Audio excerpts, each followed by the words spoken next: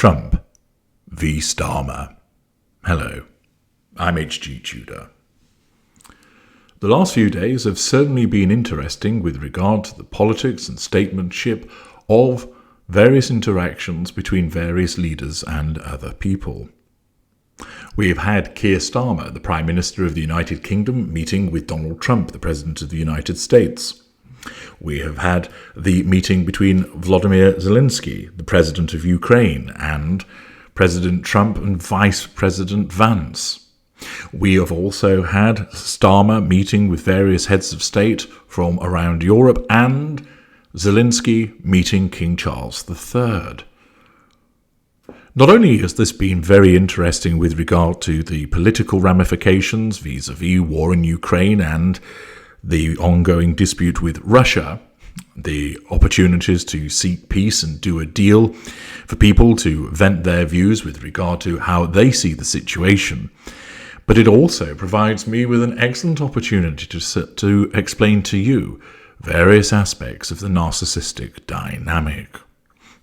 Now, I make clear, because there still remain certain individuals that get their panties in a bunch because they're not paying attention and proving quite possibly that they're hard of understanding, that this isn't about me making political observations.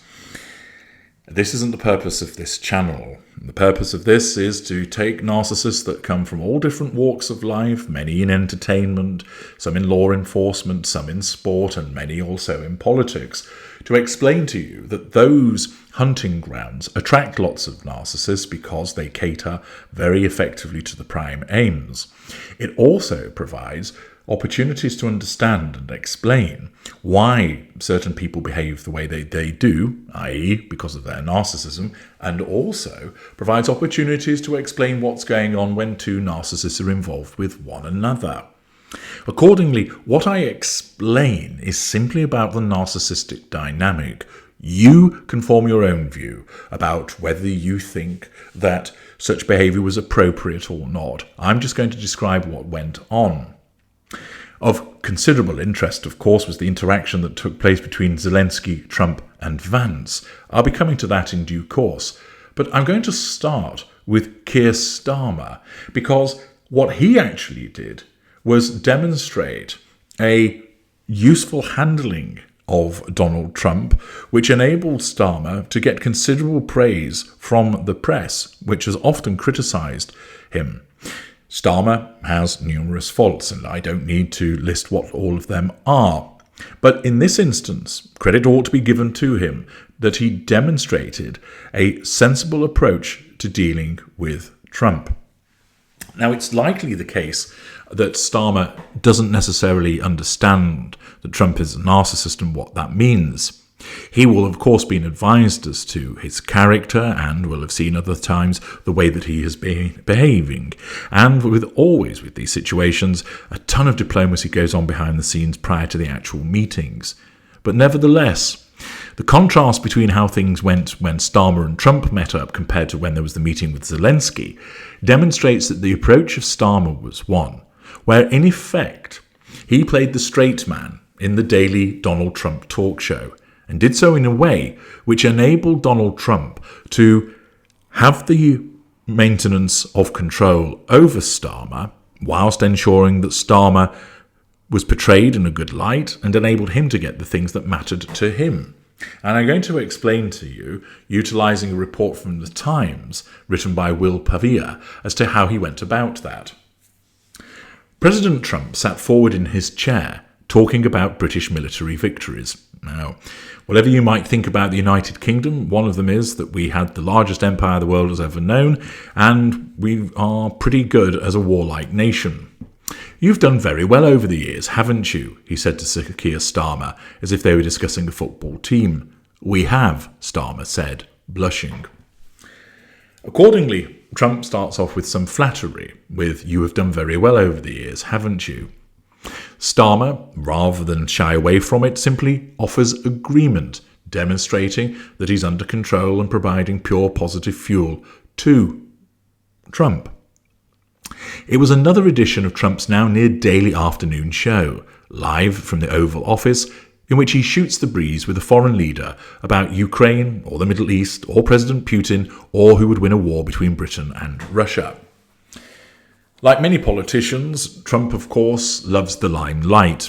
As the narcissist that he is, this enables him a platform to assert control over millions, if not hundreds of millions of people around the globe, and draw the requisite amount of fuel from them also. By getting into the office of president, but also offering the transparency of his news announcements and meetings, this enables him a greater method of gaining those prime aims. Now, some of you will say, well, he does it for other reasons as well, but understand that's still underpinned by his narcissism. So if, for instance, you say, well, he does this because he wants to be transparent about his dealings, no. The transparency is secondary to the need for control and the receipt of fuel. It certainly serves a purpose. It would come under as a residual benefit, but it's not the primary driver of his behaviour. Thursday's guest was Starmer. What did he have to say for himself? Not much. Starmer, of course, recognised and had been briefed to allow the floor to Donald Trump, to not interrupt him, to not talk over him, and to allow him to be the one that's able to speak the most. Starmer sat with his legs crossed, leaning against one of the arms of his chair. "Do you want to say something?" Trump asked him at one point. This allows Trump to look generous in terms of offering him the floor, that Trump hasn't felt that he's being talked down to or at, something that you'll see is a contrast with what went on with Vladimir Zelensky. But for the most part, the Prime Minister hovered, metaphorically speaking, at the side of the stage, like the straight man in an American late-night talk show who was also in the band. He was there, certainly, but this was the Trump show. And Starmer knew and understood, you see, that he had to ensure that it was always the Trump show. That he had to ensure that he was the one that was seen. And so long as Starmer was able to come away with what he required, he was perfectly happy to allow Trump to be the main man. Trump's previous guest had been President Macron of France, and there were suggestions that the British and French leaders were working together to try to talk Trump into greater security guarantees for Ukraine in any peace deal, one after the other, tag-teaming like wrestlers. First came the elfin Frenchman, with his arsenal of special handshakes and his dazzling monologues in a baffling language that Trump refers to as the French deal. Then, into the ring of the Oval Office leapt Starmer, a stodgier warrior in his penfold glasses. Now, Starmer has understood, allow Trump to be Trump, allow Trump to have the floor, allow Trump to be the ringmaster and the showman. But what he did was cater to the narcissist's need for shiny things, for attractive, glittery things. And he had in his hands a letter from His Majesty the King.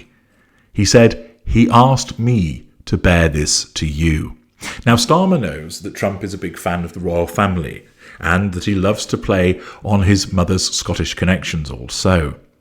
Accordingly, knowing that Trump favours the royal family, Starmer had utilised himself as a vessel for a conveyance of a letter from King Charles.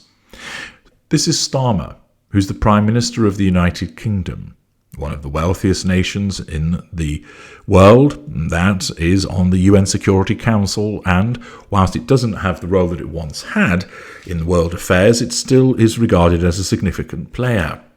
Nevertheless, he was content to take on the role as message bearer, because he knew that this would allow him to be viewed favourably by Trump. He then handed the letter, and Trump asked, "Am I supposed to read it right now?" There was silence as Trump bent over the letter, giving the cameras a rare view of the complicated weft and warp of the golden hair where it is thatched over his bald spot. "Oh," he said after a while, "that's wow. Well, that is really nice." He favours the royal family. He's spoken well about the king.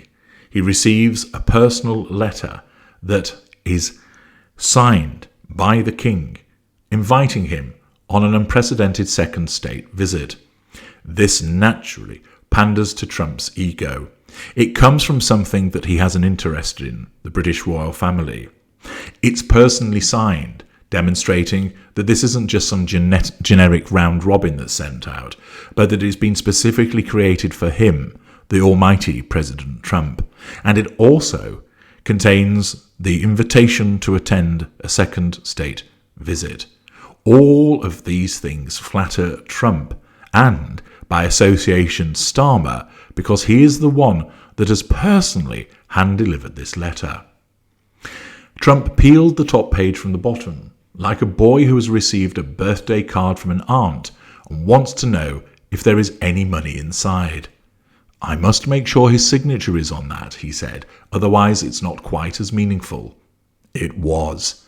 And that's quite a signature, isn't it? Trump said. Beautiful. It was large and black. It almost looked as if the king, in the interest of diplomacy, had used a black felt-tip pen of the kind that Trump himself favours.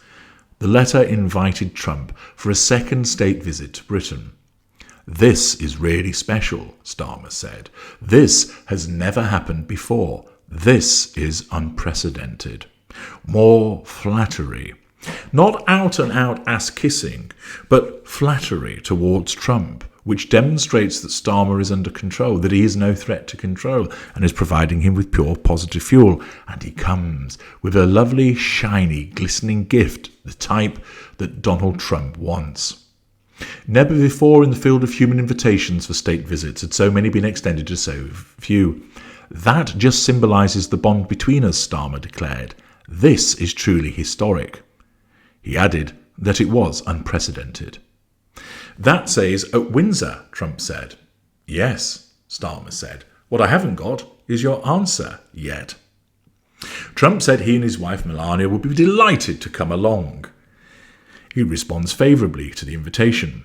Then he began fielding questions on all manner of subjects: tariffs, the EU, his good relationship with Putin, the rare earth minerals in Ukraine. We are going to be there, digging our hearts out, he said, leaning forward in his armchair, again dominating the conversation as his style, while Starmer hunched up at the side of his, again knowing to allow Trump the main role, not to try and dominate the proceedings himself. Starmer managed to say that any peace deal should ensure Ukraine's security, and once he even managed to correct Trump's claim that all the aid Britain had given to Kyiv it would get back, but otherwise it was rather hard for him to get a word in, which of course he would not find a problem, because his role was to go there and to ensure that Trump was always the one that shone. Trump said Britain did not need American military support. If they need help, I will always be with the British, he said. Come here, he said to Starmer, rather affectionately, and the two men gripped hands. Physical assertion of control and demonstrating that it's within his gift to say, I will be with the British. Starmer's actions have caused him and the UK to then be viewed favourably by coming with this letter from the King and by not threatening Trump's need for control. He has played this rather well. This is the greatest alliance the world has ever seen, Starmer said, getting in a few more words. Could you take Russia by yourself? Trump asked, casually knocking him back to the canvas. Provocation. Well, Starmer said, Overall, this worked very well for Starmer. The British press that I've read spoke in favourable terms, often from sources that would be quick to criticise him. But they recognised that this meeting was one where he understood the assignment in terms of how to deal with Trump. And certainly Trump came out of it smiling.